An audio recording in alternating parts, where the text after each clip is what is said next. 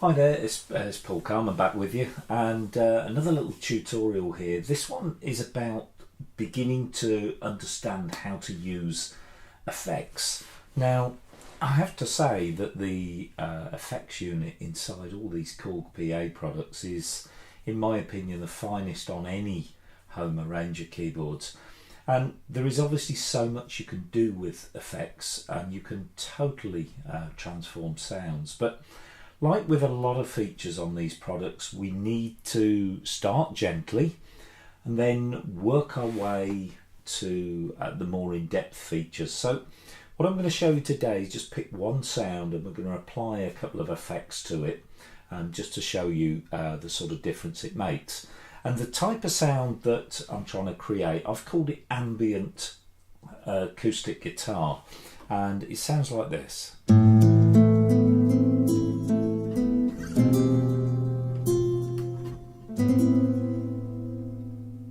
So it's got that lovely long reverb and nice little echo or delay on it.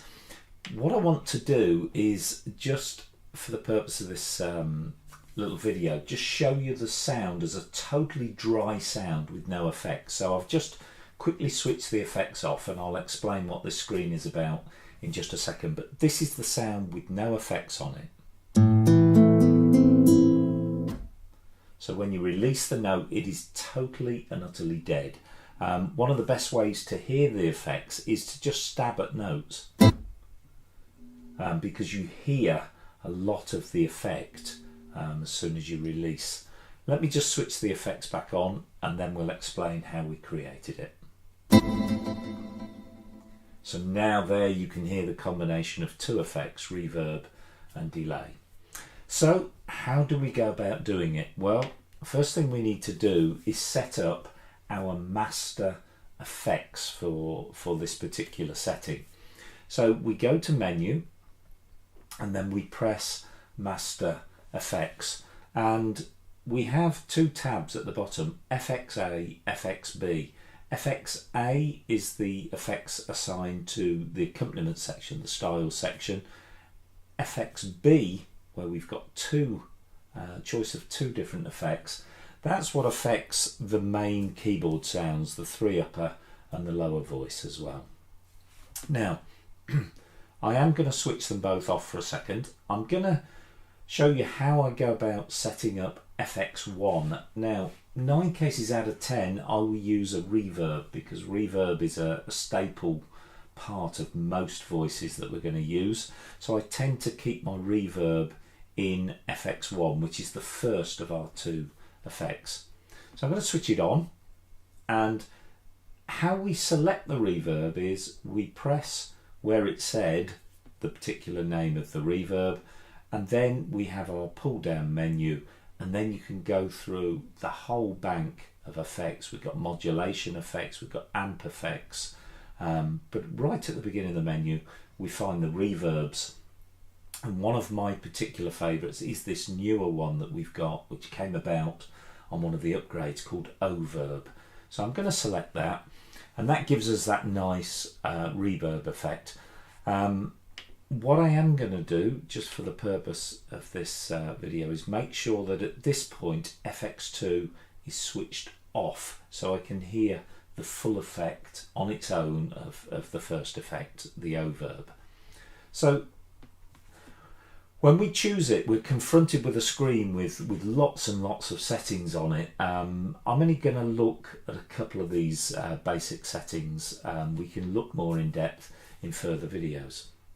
First is the Reverb Decay, and this is when you release the notes, how long it takes for the reverb to disappear.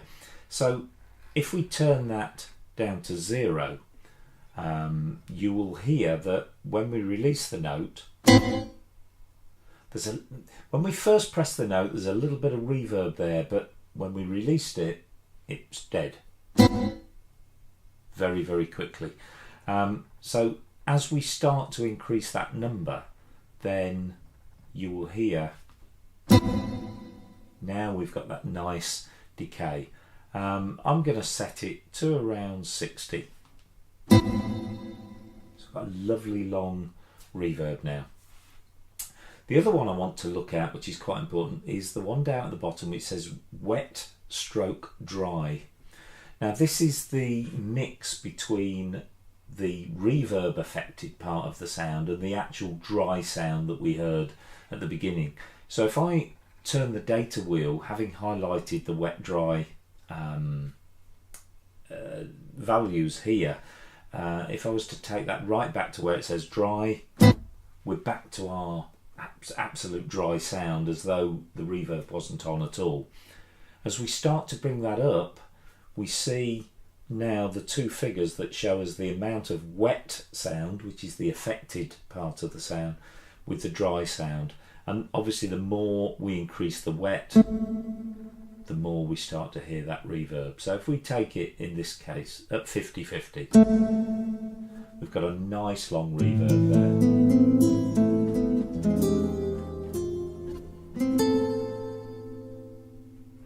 So that's our reverb done. Let's exit back to our Master Effects screen, and I'm now going to switch on Effects 2. Now, I've actually chosen an effect. It's in the delay section, so it's a little bit into the effects, and it's called Stereo BPM, which stands for beats per minute. In other words, the tempo of the delay is linked to the tempo of the style.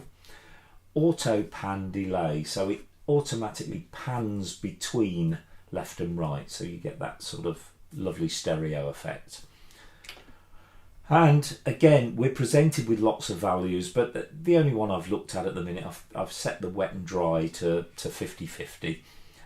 Now, when we press the note, you'll hear the reverb, but you'll now also hear the delay on top of the reverb. So hopefully you heard that nice little bouncing out.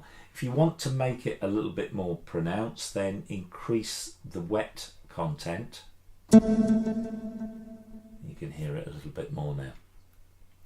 Just to prove, I'm going to come right out, just to prove that that delay is linked to the tempo, I'm going to slow the tempo right down. Listen to what it does to that delay effect now. Very, very slow, comes in very slowly there. So, conversely, if we speed the tempo up, there you've got a very fast delay. So we've created our sound with the two effects.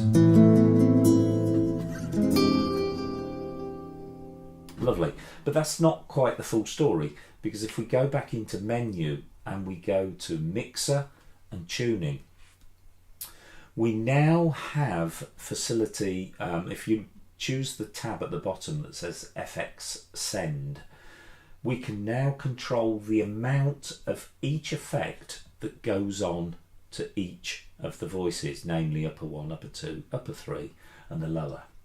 Why would we want to do this? Well, I can control now the amount of that overb that goes into upper 1 and also the amount of the delay effect.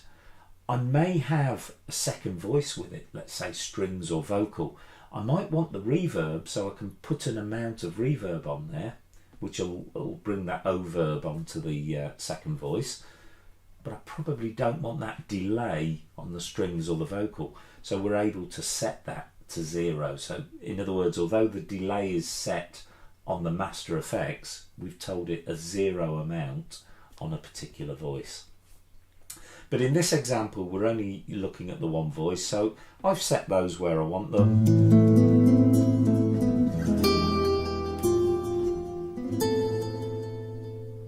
So I've got a lovely ethereal acoustic guitar sound now. Final step, if you spent a little bit of time creating that sound and getting those effects just right, use your pull down menu and write that keyboard set to the library. I've already named it. I've called it Ambient Acoustic. You select the location, so maybe I'll go to user 10 and I'll put it on page 3 in the first location. So we choose that, we press escape, we press OK. Are you sure? Yes.